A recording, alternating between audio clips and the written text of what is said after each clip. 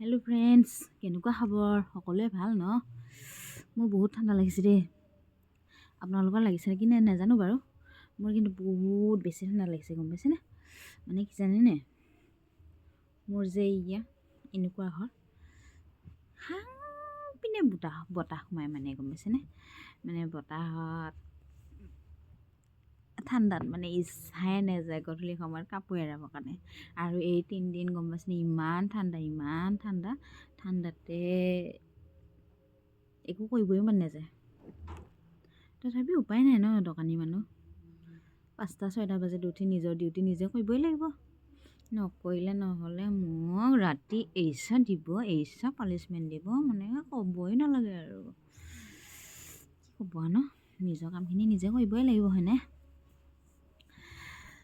তো ভগৱানে কেতিয়া দিয়ে ন ধনী হোৱা সুবিধা, আৰু মানে ধনী হ'বলৈ কেতিয়া টকা পইচা বেছিকৈ দিয়ে ন, তো তেতিয়াহে পাকা ঘৰত থাকিবলৈ পাম আৰু দেই।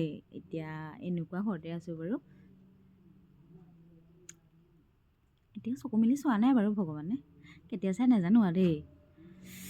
কৰি আছোঁ আৰু নিজৰ কৰ্মটো নিজে কৰি আছোঁ। যেতিয়াই চাব আৰু ভগৱানে ন, যেতিয়াই চাই তেতিয়াই ধনী হ'ম আৰু, হয়নে?